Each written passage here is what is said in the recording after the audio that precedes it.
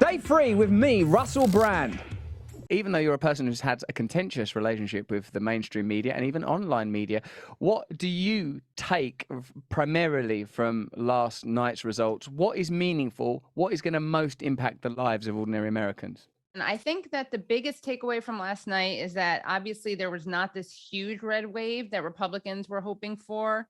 I think, ironically, the biggest reason that they didn't do as well as they thought was because they kind of did what Democrats are so adept at doing, which is criticizing the opponent without offering any actual alternative plan or messaging.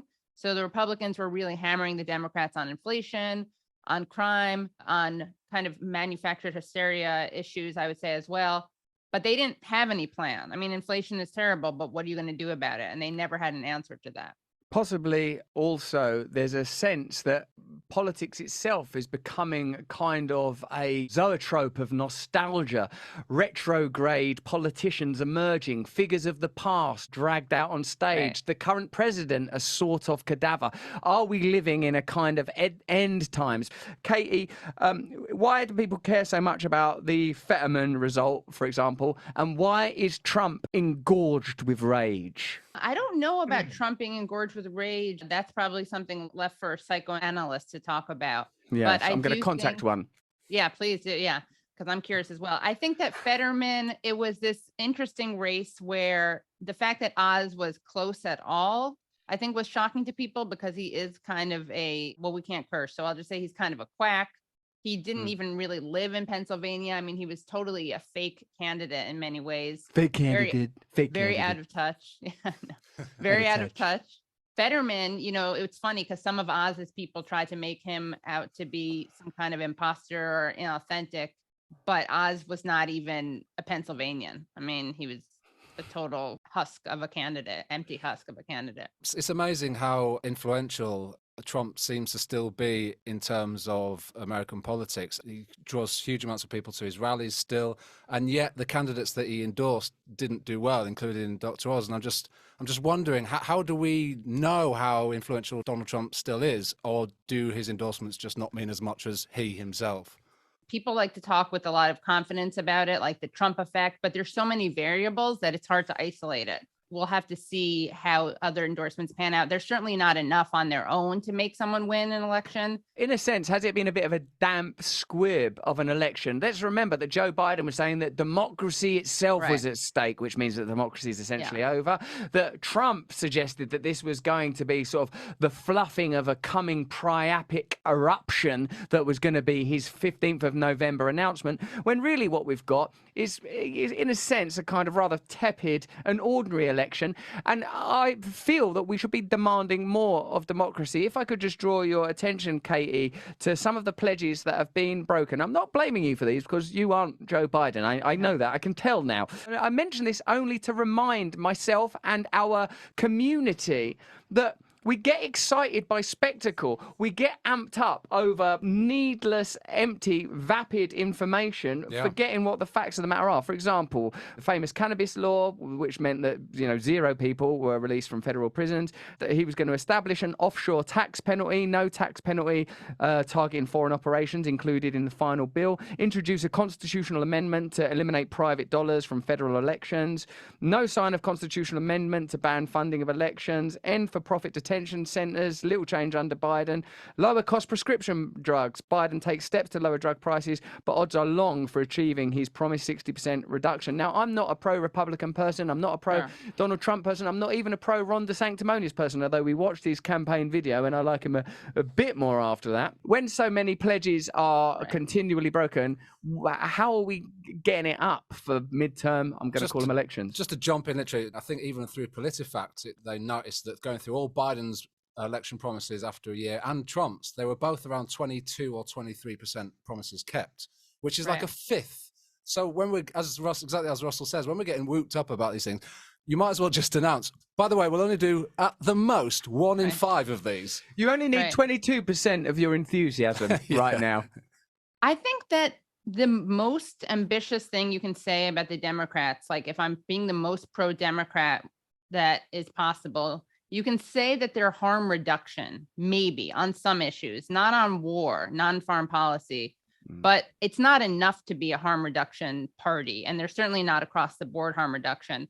But really what they do constantly is they just crap on Republicans who deserve that. I mean, they should be crapped on, the Republicans, but they don't really provide any systemic, as you said, Russell, systemic changes, radical changes, which is what is actually needed. Do you feel that the media's role in maintaining a limited spectrum for potential change inhibits even the scope of our imagination? People aren't saying, hey, let's decentralize power, let's punish the banks meaningfully, let's limit the military industrial complex's ability, let's ensure that these ideas are never even discussed. So ultimately you have tyranny anyway. Yeah, I mean, especially when you talk about the military industrial complex. I mean, it was just embarrassing and disturbing to watch the media cheerlead for a no-fly zone. I mean, you actually saw the Pentagon and Biden sound like reasonable anti-war voices compared to what the media was demanding. I mean, there was this famous press conference where you had just one voice after another expressing impatience with what the Biden administration was doing. They wanted more. They wanted things ratcheted up. Ever since Trump, they've had this really incoherent demand,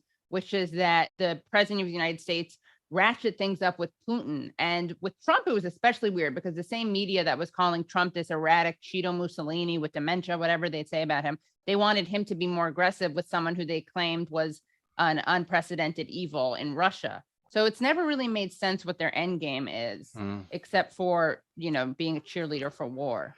This is another pre-election pledge for Biden, of course, before the presidential election. Biden said he would take steps to demonstrate the Democrats' commitment to reducing the role of nuclear weapons. The Biden administration's first defense budget included initiatives to retain a low-yield warhead that was outfitted on a submarine-launched ballistic missile in 2019 and to initiate research into new sea-launched cruise missiles. So more expenditure. And let's not forget the tiny fact that we've been brought to the very precipice of a nuclear conflict, with it being more likely, many argue, than any time since the Cuban Missile Crisis. So why is it that we're getting jazzed up about Fetterman or DeSantis or Trump with egg on his face when actually we could be facing a global crisis? Well, how is it that we occupy such a narrow psychological space when there is a plain reality unfolding before us? I think that you saw this disconnect in terms of how the media talks about this a lot when they were covering the elections last night. Even you had Dana Bash on CNN shocked that the top 5 issues for voters did not include democracy, as if people sit around thinking about democracy. But that's what the media thinks about. They have this very kind of aesthetic-based analysis, and they're obsessed with norms and aesthetics. And that was what they were offended by with Trump more than policies. They didn't care about his warlike policies. They just cared that he was kind of boorish and gross. Could you pull up that Ryan Vance graph, please? Because what I like about this is it demonstrates, evidently, at least according to polling, the voters' interest in sort of emotional and moral issues. Have a look at this. When looking at people that voted for Ryan, 41% liked the idea that he is honest and has integrity. When it comes to Vance, 56% said he shares my values. What's curious about a poll like that is sort of how general it is and how sort of emotional. When do you think that ultimately what we're being sold through congressional or contemporary Western politics is the idea of rationalism? We're being given rational arguments. It's interesting to see how ultimately we're making decisions on an emotional basis, on a visceral level. Fear, desire, identification, seems like my sort of guy. I reckon they share my values. It's not this policy or that policy. Right. It's quite general. And I think that that's what's led to this is what's led to a relatively contemporary phenomena. The politician as entertainer, charisma as everything. Now, you could argue that some of the great 20th century dictators, and I mean great in the pejorative sense, were reliant primarily on charisma. But ultimately, this sort of reductivism that's in politics, the sort of the baffling bureaucratic language, has meant that a figure like Trump with his rhetorical ability, or you could argue a figure like Obama with his elan and charm, paper over a lack of real distinction between these two parties, a lack of real alternatives for ordinary American people.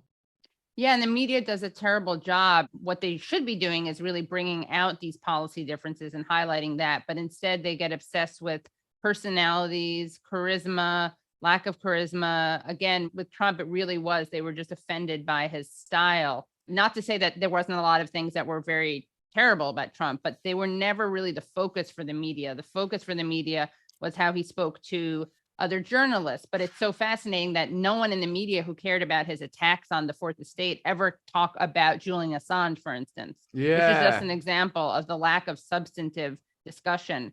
These people, I mean, it's just shocking to me, by the way, that all these members of the press who claim to care about a free press, who were so offended by Trump's attacks on the media, are silent on Assange. I know that's something that you guys talk about a lot, but it's just a disgusting example of how these things are just trotted out. No one actually cares about them. No one cares about the First Amendment or a free press.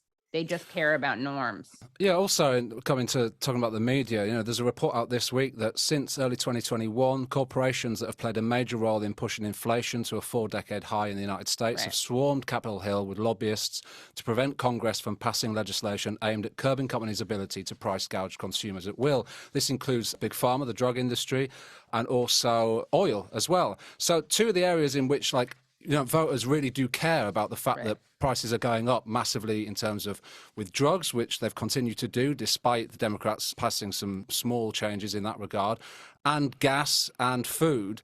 What's not being reported by the same media that are ever so interested in this midterms at the moment is behind the scenes. What's really happening is the lobbyists that they are themselves a part of are actually the ones pulling the strings with government. That's what's happening here. Is it doesn't matter who you vote for. Lobbying that big media is a part of actually ensures that the voters, whoever they vote for, are not getting the things that they need. Yeah, that's a really important point. The way that inflation is presented is as if it's this almost science that's inevitable, as if it just comes out of the blue and there's nothing we can do to control it, when it is the result of price gouging. And no one talks about that. The inflation story is corporate greed. So often economic issues are presented this way, as kind of being free of ideology and just the facts, and it's just the reality out there. People don't look at the way, as you're pointing out, these decisions are made and they have major impact on people's realities. It's not like inflation is this thing out there that's in a vacuum. It's the result of corporate greed and price gouging, as you mentioned. I suppose ultimately where this conversation has taken us, Kate, is a destination that I often find myself heading towards. The idea that perhaps the terms left and right are becoming increasingly redundant, and that we almost have an obligation to become disciplined in our discernment, recognizing that what the media do in conjunction with state officials and pundits is escalate the sense that what we are determining between are significantly different organizations, when in fact it all rests upon a plateau of unchanging machinery that's able to pursue financial and military agendas over decades rather than terms. Katie, thank you so much for joining us for this conversation. I know that you are a participant in the Useful Idiots podcast. And also, where else can we follow your work, please? Yeah, sure. The Katie Halper Show is a weekly show I have on YouTube Sunday evenings at youtube.com/The Katie Halper Show. And you can also find the Useful Idiots, which I started with Matt Taibbi, and now he's on book leave. So I'm co-hosting with Aaron Mate, and that's usefulidiots.substack.com. Why don't you ever invite us on those shows? I have. Well, Aaron was supposed to. Don't tell me Aaron lied to me. Aaron, when I said to him the very same thing, when you're going to have us on our shows, he simply looked out the window and claimed that his leg was hurting. Oh, my God. He blamed you, Katie. He said Katie was supposed to say that. Yeah, there's a lot of treachery we do going that thing. on. We go like that. Go that way. Yeah. No, we would love to have you. We would love to have you. Whenever. Well, I will be there. I shall be there participating. I shall find a way to infiltrate. Katie, thanks so much for joining us on the show and giving us insights that we couldn't possibly glean ourselves, because we are but humble English folk, still regretting and resenting what we call the mistaken revolution that you guys conducted a little while ago. We've got a king now again, by the way, if you're interested. Congrats. Thanks. It's going pretty well over here. We're having a good time, enjoying it. Thanks, Katie. Thanks for joining us. Thank you. There we go, Gareth. That's the kind of contribution that keeps us right up to the moment. I think so. On the midterm elections, and helps me to affirm my general cherished belief that democracy is a sham. So there we go. It's nice, isn't it? Because we got on an expert who basically said stuff that we've kind of said a little bit. It's just nice better. That when an expert comes on and confirms essentially what you believe, like as if you saw a doctor and your hunches were proven right. That happens to my wife sometimes. midterms. Right. I don't like that because my hunches are usually pretty I'm dying. bad. I'm dying. Yeah. This is it. Oh no, what's that Yeah. noise inside my mind? Yeah. Watch entire episodes on demand for free at rumble.com/Russell Brand.